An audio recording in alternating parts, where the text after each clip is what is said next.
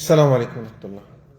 إن الحمد لله نحمده ونستعينه ونستغفره ونعوذ بالله من شرور أنفسنا ومن سيئات أعمالنا. من يهده الله تعالى فلا مضل له ومن يضلل فلا هادي له. وأشهد أن لا إله إلا الله وحده لا شريك له وأشهد أن محمدا عبده ورسوله. يا أيها الذين آمنوا اتقوا الله حق تقاته ولا تموتن إلا وأنتم مسلمون. يا أيها الناس اتقوا ربكم الذي خلقكم من نفس واحدة وخلق منها زوجها وبث منهما رجالا كثيرا ونساء واتقوا الله الذي تساءلون به والأرحام إن الله كان عليكم رقيبا. يا أيها الذين آمنوا اتقوا الله وقولوا قولا سديدا يصلح لكم أعمالكم ويغفر لكم ذنوبكم ومن يطع الله ورسوله فقد فاز فوزا عظيما. ألا وإن أصدق الحديث كتاب الله تعالى وخير الهدي هدي محمد صلى الله عليه وسلم وشر الأمور محدثاتها وكل محدثة بدعة وكل بدعة ضلالة وكل ضلالة في النار. My dear brothers and sisters, tonight is the night of the 4th of Rabiuth-Thani, 1447 years after the Hijrah or the migration of our beloved Prophet ﷺ, which coincides with the 26th of September 2025. And inshallah today our topic would be bayus-salam or bayus-salaf. Bayus-salam and bayus-salaf, what is the definition, what are the proofs, what are the details, how we can benefit from bayus-salam in our time, and what we should watch out for, so that, as we know, that if you are not careful, then a transaction can turn into riba. Transaction can turn into what is cursed. Transaction is blessed, but it can turn into cursed. So we have to make the distinction. First of all, bayus-salam or bayus-salaf are same thing. They are the same thing. Different names for the same transaction. This is when a seller sells to the buyer a product, any halal commodity, with a specific description, weight or measure. This description means could be weight, could be measure, could be other description, as long as it is not a specific defined one. So it is specific description of a general product. A specific description of a general product, but it cannot be a specific product. It cannot be a specific product. Because if it is a specific product and it is not in the possession of the seller, then this will be like selling something that he does not own, which is prohibited. Selling something that is not, which he doesn't own, which is prohibited. And we're going to talk about the difference between this and that, inshallah, very soon. So a seller, he sells a product which is a specific description, but a general product. A specific description of a general product, while the buyer pays full in advance. This is the condition. The buyer has to pay full in advance. And then the seller delivers the product at a certain time, certain known time, defined time. So all of this has to be defined. The description has to be defined and the delivery time has to be defined. And until the delivery is done, the seller is responsible for this transaction. The seller is responsible for this transaction. Then this is the definition of bayus-salam or bayus-salaf. Now, why it is called bayus-salaf? Salaf has two meanings. Many meanings could be, but two of the meanings. One of the meaning is salaf means loan.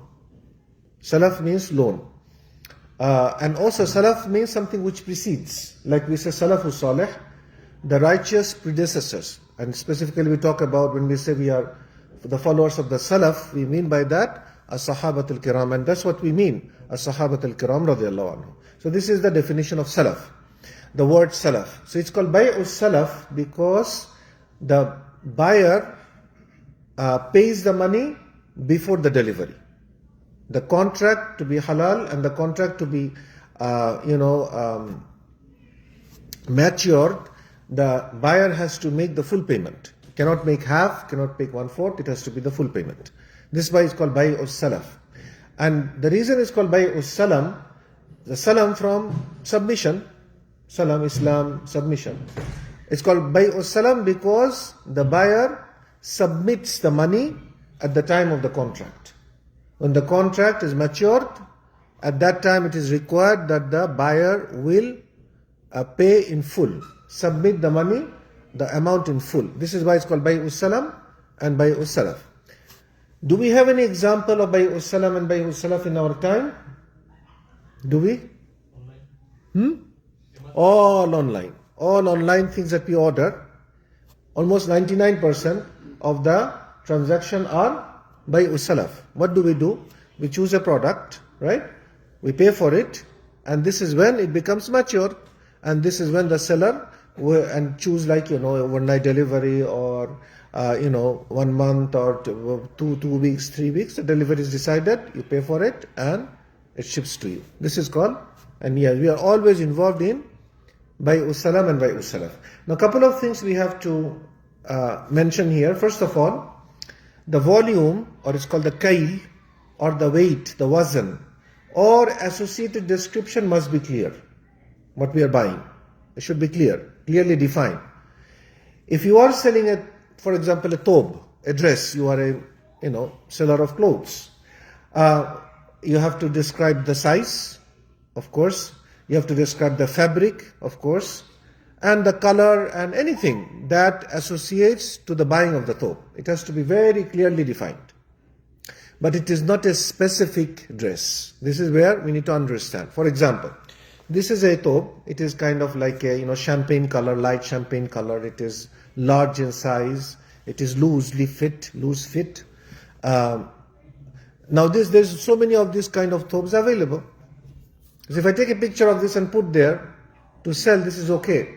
But if I say I'm going to sell this specific thobe and it is not in my possession, I'm a seller, then this sale will not be correct. This will be selling something which I do not own. And inshallah, we're going to describe all the confusion that usually appears around this topic. Second, the product cannot be a specific product that is not in the ownership of the seller, as we mentioned. Like I cannot say, I will sell you the car of brother Muhammad. Let's say he has a car. I say I'll sell you his car. Pay me 10,000 now, and I'm gonna make sure I'll deliver his car to you in a week. This will not be allowed because this car is the possession of this brother. But what I can say is, let's say, brother Muhammad's car is a Honda Civic 2021, and the color is such and such. I can say, pay me 10,000, and I'm going to get you a car with this description. It's a Honda Civic. It's 2005 or 2021, and this is the model, 4-door sedan, whatever. And I specify it. Then it is general product with a specific description. Versus, if I say it is the car of so and so, I'm going to sell it, and it is not in my possession, it is in his possession, then this transaction is haram. It is forbidden. Why? Because it is selling something which I do not own. Or also, I cannot say, I will sell you the harvest of my garden. The fruits that I'm going to harvest this year, I'm going to sell it to you for $10,000. Why it is not allowed? Because it is not defined. Harvest can be many, much, a lot. Harvest can be none. So this falls under the category of bay'ul gharar, a transaction of deception, and the Prophet ﷺ forbade us bay'ul gharar. So these are things which we cannot do. But what I can do is I can sell dates. For example, a kilo of dates. What is the type? Ajwa or sukkari or whatever. Majul dates. 1 kg. I'm not saying which specific kg. 1 kg, general, but a specific description. This is allowed. Do I have to own it at that time? Let's say I'm sell online. Let's say this is the brother who is the owner of the date shop. I just have an online store myself, my online store. I don't own any dates. I don't have any dates. The picture is there of what kind of dates, and whenever somebody places an order, I order it through the brother, and he either ships it to me and I ship it to him, or he directly ships it to me. Is this allowed? The answer is yes, it is allowed. This is what bay'us-salam is. This is what bayus salam is. Make sense, inshallah, brothers? Okay. Third, some scholars said if something cannot be measured or weighed, then you cannot sell it in bayus salam. Haram. So that's why Imam Ibn Hazm rahmatullahi alayhi, he said that animals you cannot do bayus salam. But actually the correct position is any product. If it can be defined, whether by weight or size or shape or age or whatever, if the description is clear, it can be sold. There is no limitation. Could be food items, it could be animal, it could be car, it could be house, it could be whatever. Can be sold, inshallah, in bayus salam. Some scholars said then the delivery time. Does the delivery time has to be a long period or short period? Some scholars said it has to be short. They say, if the delivery is done below 3 days, then this is not bayus salam. But if it is more than 3 days, it is bayus salam. But the correct position is, there is no limit for delivery. It could be a year, or it could be 2 years, or it could be overnight shipment. Sometimes we pay, right? And we get the product the next day. Is this bayus salam? This is bayus salam. There is no problem, inshallah. This is also bayus salam. Does the delivery has to be a specific date? The answer is yes. It has to be a specific date. However, if the seller fails to deliver it, then he communicates. He said, you know what? I was supposed to deliver this to you on 25th of September, but I don't think so I can do that. So the buyer will say, then when can you do it? It could be 1 month or 5 days. He says, okay, 5 days is fine. He said, but it could be 1 month. He said, no, then it's not fine. I want to cancel it. Pay me back my money. And this is how they take care of if there is any breach of contract in the bayus salam. Clear, inshallah? He has to return the full amount what he paid, took in advance. He has to return the full amount, of course, because he didn't give him any service. So he has to return the full amount. The product delivery is the responsibility of the seller. This is something very important for us to understand, because there are some people, some vendors, they will make you get the insurance. Make you get the insurance. Otherwise, they will say, if you don't buy the insurance with the shipping, we cannot guarantee. If there is any breakage, we cannot help you. If this is so, I asked the Sheikh, actually, Sheikh Hassan, about it. He said that such vendors you shouldn't buy from them, because this is not bayus salam. So I asked him that if in case he is stuck, this is the product that he wants and he cannot order it from somebody else, can he? He said yes, he can, but he could be a sinner. So he should not take risk. And if anybody does not guarantee the product to reach you in the full shape and the properly, then do not buy from these vendors, because then it will not be under the category of bayus salam. The seller or buyer can cancel the contract before the delivery, after the contract matures, as long as both of them agree. Okay, for some reason, the buyer, the product is supposed to be delivered a month later, but he calls up the seller and says, I want to cancel the contract. The buyer says, okay. Seller says, okay, no problem. And they cancel, no problem. But if the seller says, no, you already promised, and this is a act, I don't want to break it, and I will not allow you to do that. So then he has to go on with the contract. And same thing with the buyer. If he wants to cancel it, he has to take the permission of the seller, the seller has to take the permission of the buyer, and so on and so forth. It's possible that the seller cannot provide the product anymore. So then in that case, buyer don't have any option, but he has to take the full money and basically invalidate the contract. If the product is not available to deliver at the time of delivery, the buyer can be patient or request his money to be returned. So there are so many things that he can do. He can be patient and he can say, okay, send it to me whenever you can, in a month or so. And if none of this works, and then he of course takes back the money. If the buyer demands for more than what he paid, then this will be riba. This is something you have to be very careful. Or you didn't,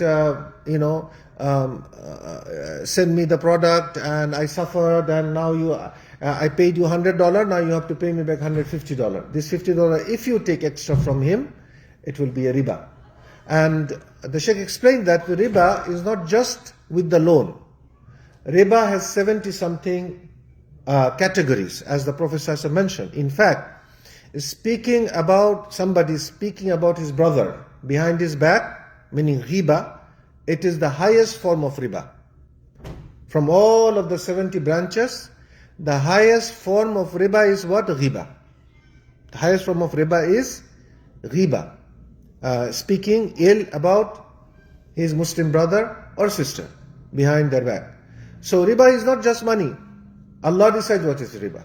Allah decides what is riba. So in this case, it will be riba. We have to be careful.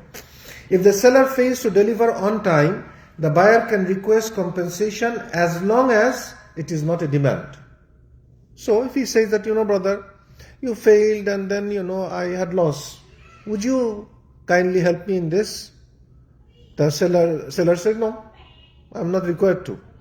Sorry, I will give you your whatever you paid me and that's it. You cannot do anything about it. But if the seller is compassionate maybe, and he says, okay, I caused him some harm, I will give him as a gift. Is this allowed for the buyer to take more? Yes, because this is not his demanding. It is not part of the contract. It is just a, yeah. I think also like people who say restocking fee in the contract, even what about those situations? The restocking fee, the brother is asking, what about the restocking fee? The restocking fee, as far as I understand, is when somebody receives the product, right? Buyer receives the product, and then he wants to return it back. That is the restock fee. So this is something, if it is in the contract, they can charge it. No problem. They'll give back the money to me, 100%, but they're gonna maybe cut, 10% or 5% or the restocking fee they call it. Like you say, the description of the product should match it. But he gets the product and the product that turns out to be different than what he described, and he still charges you the restocking fee. This is something gonna be wrong, but we cannot say it is riba. We cannot say it is riba, but it's gonna be something wrong. He's saying that the product wasn't fulfilled the description. So the buyer was not satisfied. He's returning it, but they are saying you have to pay restocking fee. It happens.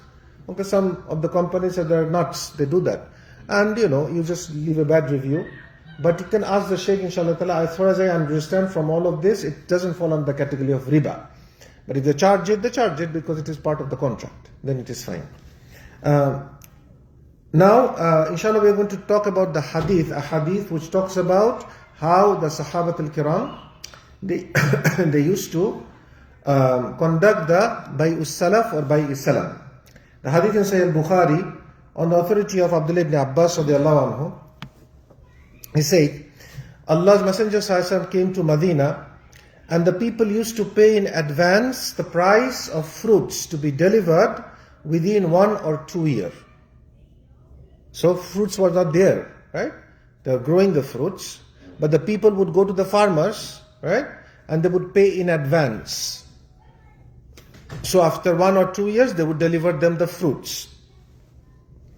So the Prophet ﷺ said, whoever pays money in advance for dates should pay it for no specified measure or weight.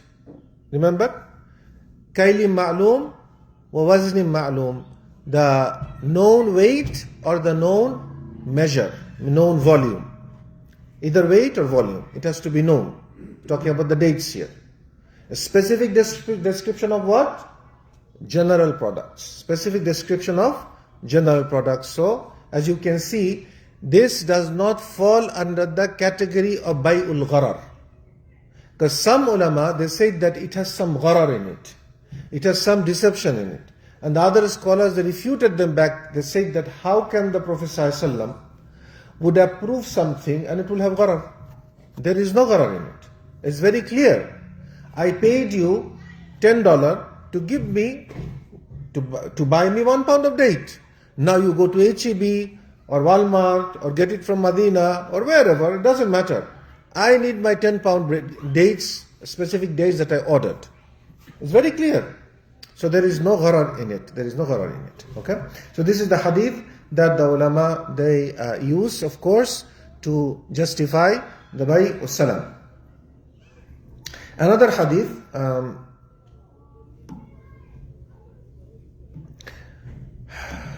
I'm going to choose one.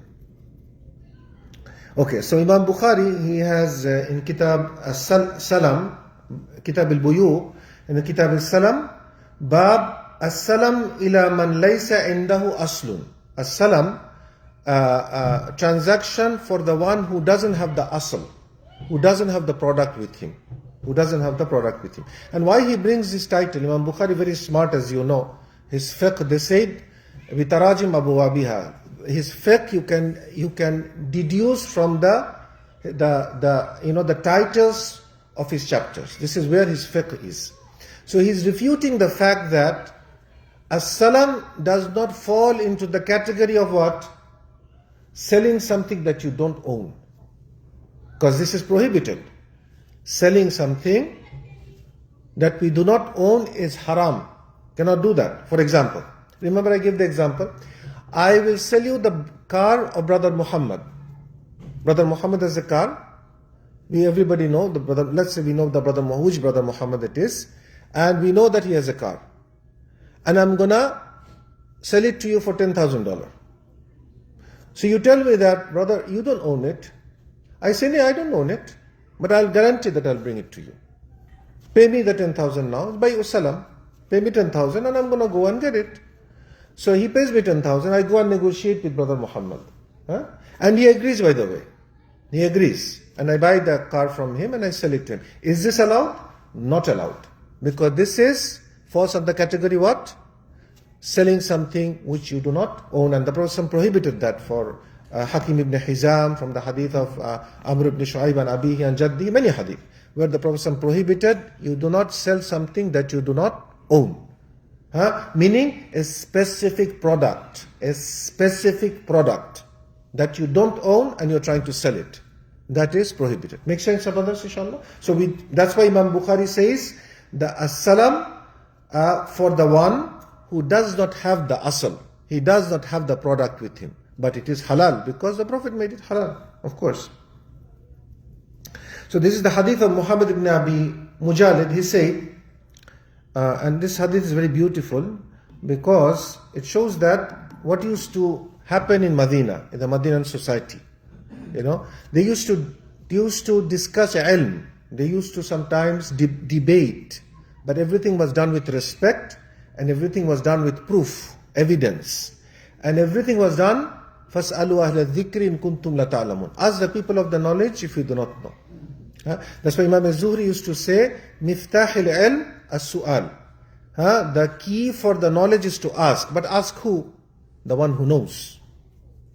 Because the one who doesn't know, he is not equal to the one who knows. So we have to figure them out. So Muhammad ibn Mujalid, he said, Abdullah ibn Shaddad and Abu Burda sent me to Abdullah ibn Abi Awfa. Abdullah ibn Shaddad ibn Had is one of the Sigari Sahaba, and Abu Burda is the son of Abu Musa al-Ash'ari. So Abu Burda is a Tabi'i and Abdullah ibn Shaddad is a Sahabi, and they are disputing about bayus salam.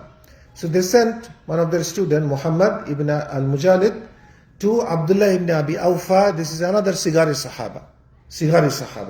And told me to ask Abdullah ibn Abi Awfa whether the people in the lifetime of Allah's Messenger ﷺ used to pay in advance for wheat to be delivered later. Abdullah ibn Awfa, now he replies, we used to pay in advance to the Anbat Sham. Anbat Sham are basically those people who used to come from the area of the Sham, from the north, maybe, Syria, Damascus, Lebanon, and all those places.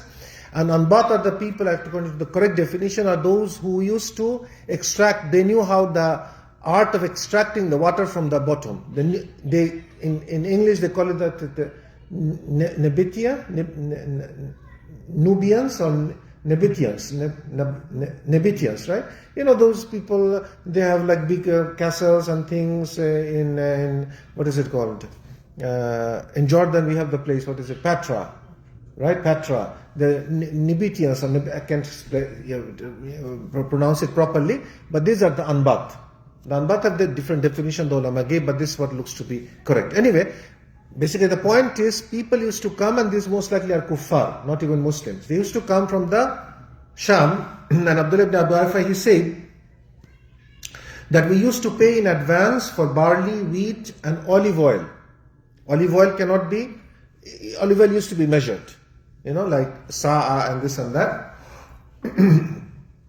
A specific measure to be delivered in a specific period. So this is the other condition that we mentioned, the specific period. It cannot be left open. That you deliver it me later when? Then this contract will not be valid Islamically. So you have to put a had, limit, known period. Okay. So I asked him, was the price paid in advance to those who had the things to be delivered later? So basically the question was this. The question was, did they own the products? When you place the order for wheat and barley and oil, did they own the products at that time? Abdullah ibn Awfa, he said, we did not used to ask them about it. Which means what? It is not a condition for the bayus salam to be valid, that the seller has to own it. Now, if the seller owns it, that's wonderful. But if he does not own it, that is not a problem. Because what he's selling is general. Wheat, right? Barley, oil. He can get it from anywhere. It is specific. With what? General description. General product. The product is general. Product is not specific. Then they send me to Abdurrahman ibn Abza. Abdurrahman ibn Abza, another Sigari Sahaba. So now they want to, now as we know that all the Sahaba are udul. So if you got the answer from one Sahabi, why are you sending it to another Sahabi? This is just to make it stronger.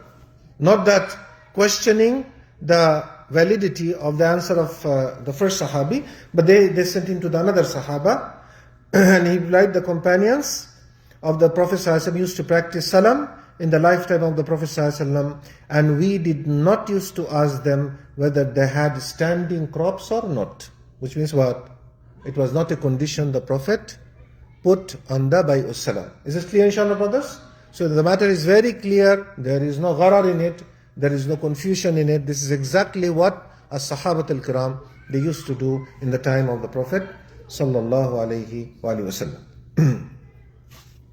Next hadith is the hadith in Bukhari on the authority of Abu al-Bukhtiyari. He said, I asked Ibn Abbas about salam for the fruits of the date palm tree.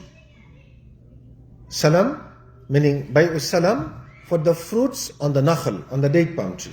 So he replied, the Prophet ﷺ forbade the sale of dates on the tree. They pay attention, very specific. Till they become fit for eating and could be weighed. So now here is the confusion comes, that Ibn Abbas said that the Prophet allowed them to order food materials which the seller didn't own it necessarily, right? But when they asked him about the dates on the date palm tree, the Prophet said what? Do not sell it. You cannot sell it on advance unless they ripen and they're fit for it, and then what? You weigh it. Why? Because what if it doesn't ripen? You may lose the fruit. That's true, but the thing is, like, why in this case the Prophet put a condition that you have to have the dates to sell the dates? It comes into the same condition as weighing, so you're weighing the fruit. But that's the same thing with the others. But Yes. mature, right? Okay. Yeah. So commodities trading is haram? Huh? Commodity trading. Because for example, they trade wheat, they trade peanuts, they trade all that stuff in the stock market. And they can have the product, but they do it like in advance, sometimes a year or 2 years in advance. That's fine. As long as, that's what we're talking about, bayus salam. If somebody, bayus salam is, remember we said the seller pays in advance. Okay? And the product is known, described but not specific, general. And then they deliver it whenever they can, whenever they decided to, with the buyer. But here we are talking about. But they must own it. The people, the seller must own the commodity. The seller. But sometimes here, especially the stock market, they don't own the commodity, and even sometimes they don't have the stock. Yes. So they're going to do it later. Oh, okay, so the Something that not owning. bayus salaam is, as I said, bayus salaam is where the seller is selling something with a specific description, but the product is what? General, not specific. Like 1 kilo of dates, ajwa. I have, as I gave you example, I have a website. I'm just the owner of the website, right? I do not have any stock of anything, right? You come to my website, you place the order of 1 kilo of ajwa date, right? And you pay me. Then I take the money and I go and buy that 1 kilo for a lesser amount, so because I want to make profit, and I send it to you on a specific date that we decided that the date should reach you. Is this sale valid or invalid? Let's not confuse with so many different examples. Let's try to understand the usul first. Because if we do not understand usul first, we are going to get confused. We are going to call a trade which is halal haram, or a trade which is haram, we are going to say it is halal. We don't want to do that. We want to first understand the description. Is this trade valid or invalid? Tell me. Huh? Huh? Valid? But the Sheikh said that if you don't own something, you cannot sell it, because the Prophet said don't sell something that you don't own. This is not a specific, exactly. This is a specific description of a general product. This is bayus salaam. This is the bayus salaam. Okay? But what is prohibited is exactly what this hadith is talking about. When I asked, the brother was answering, but we are not hitting the problem. Why in this case, when the Prophet Abdullah ibn Abbas is said, when we asked the Prophet ﷺ about the dates on the tree, the Prophet prohibited to sell it in advance unless it ripens and it is fit to eat, and then you weigh it and then you sell it. What is the difference of this and what is the difference of the example that I gave, that I have and you just ordered, I don't have anything, and it is halal. But here I have the date palm tree and the dates are hanging, and the Prophet told the Sahaba, do not sell it until it becomes ripe, and then weigh it and sell it. What is the difference? It's not specific, the description is not specific here. For what tree looks like, but then now when you have a mature product, in that case you can do it. It should fall into the same category as the general description that you wear. So when it is... The difference is this. The difference of the first one is I kept it general. Dates. But when I have a tree and you come and to buy these dates, can I sell it in advance? I cannot sell it in advance. That's what the Prophet is saying.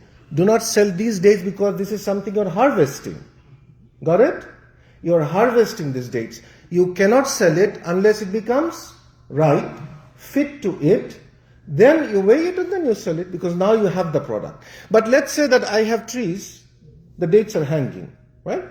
And you come and tell me that I want to pay you in advance to give me dates which are 1 kilo of ajwa. And I take your order. And I get it from somebody else and deliver it to you. Is it halal or haram? This is salam, bayus salam. But now if you come and tell me that, brother, I do not want any dates. I want these dates. Your specific dates on the tree that you're growing, I want, because I have heard about your dates are so good. This tree, specific one, I want it. Can I pay in advance? I said, no, you cannot pay in advance. But brother, you just took the other day advance for me for the dates. Why can't you take advance for these dates? We said, because you're asking for what? Specific dates now. You understand? So this cannot be sold unless it is harvested. Okay? Because if I come and say that these dates are for you, I sell it to you for $500. How much are you expecting? 5 pounds. 5 pounds. Okay? It is possible that, and make the aqd, this aqd will be haram. But it's possible that this will not produce any dates. Then you get what? You get nothing. Or you might get 1 pound, bad quality of date. Or, in this case, the seller will be what? Sorry, the buyer would be affected. It is not fair for him. Or it could be that this produced 100 pounds. So now it all belongs to who? The buyer, because I said whatever is here is yours for $500. So it will not be fair for the seller. That's why the Prophet prohibited this, because this is bay'ul gharar, a transaction of deception, a transaction of deception, you do not know what the amount is. Do you understand the things? So, bayus salaam is not something, does not fall under the category of selling something you do not own. It is where the buyer is paying you in advance for a promise that you are going to deliver him a product with a certain description. Certain description of a general product. A car, it could be a car, it could be dates, it could be this, it could be that. It's all halal because it is bayus salaam. Yes. So let's say, He raised hand. Yes, go ahead. I'll come to you. Yes. So, a little bit different scenario that we do back home, right? We have the land, we tell someone that, okay, you can harvest in that land. You can harvest in that one, okay? No plants, nothing, let's say rice, and right? Whatever amount of rice gonna grow, I'm gonna give you $10,000 for the rice amount.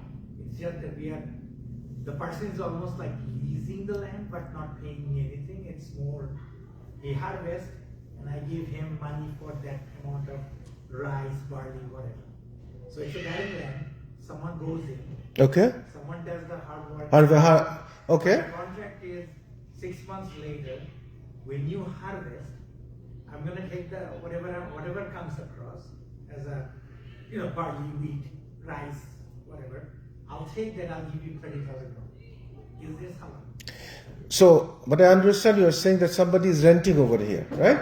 Leasing the land. They're leasing the land, renting the land, and he's a farmer. He is growing, and the condition is what?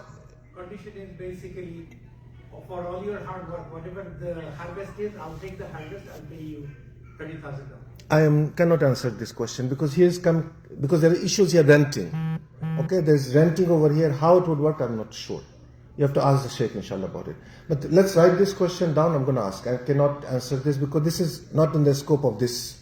We are going to talk about farmers and how the farmers do that today from an investor point of view, using the concept of the bayus salaam, the halal way. We're going to talk about that. And when it can become actually haram also. We're going to talk about that, inshallah. Okay, your question?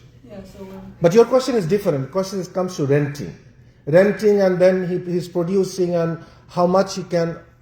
It has to be defined. What I can understand from here is it's undefined. When there is an undefined situation, I'm not sure. You have to ask the Sheikh. Borga, yeah, I know. But how it rents, I'm not sure. I don't want to answer without knowledge. Yeah. Yeah, so in the example you gave about the person who comes in, someone has like a farm, he has like his farm, like, oh, I want ajwa dates from your specific farm, from your trees. Right. So like, let's say instead of that, he's like, okay, I give you an advance, but I just want from any farm in Medina, or just any dates from Right. there. So even if I specify like a condition that open, it still now becomes wrong because I specified a condition. No, this is still general. Dates of any farm. It has to be dates from Medina, for example. It has to be from a farm in Medina. Is that not considered specified? You have to ask the Sheikh. I cannot. Now I'm not sure. I don't want to answer. What I understand is that the description has to be specific, but the product has to be general. If the product is specified of a certain land, for example, of a certain certain area, it's possible that you might not produce anything in Medina. Could be a calamity, and all the dates can fail, right? Possible. So then what are you going to do? So you are basically making a contract. Basically, it falls under the category of you're selling something which you do not own. But still ask the Sheikh, inshallah. Because you're putting a specific condition that kind of, as you say, the brother is asking that, what if a person comes and says, I want dates, ajwa dates, but it has to be, ajwa dates is from Medina, by the way. It's not from Anpur. Ajwa from Medina only. Let's say ajwa is grown other places, but he wants the ajwa of the Medina. This specification, does it make it to be not bayus salaam? Wallahu alam. I do not know. It looks to be a little bit questionable, but ask the Sheikh. He can answer, inshallah. But is it clear, brothers, that the difference between the bayus salaam and something when people sell and they don't own it? Clear, inshallah? Confusion. Now, here is something that we have to understand and keep in mind, is that sometimes there are some similarities between halal and haram. Sometimes some similarities between two situations. One is halal, one is haram.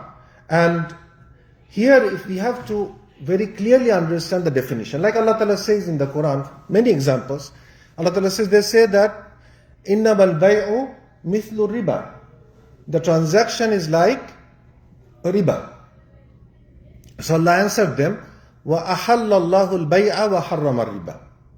Allah has made the bay' halal and the riba haram. So there is no other way, but we need to understand what is riba and what is transaction.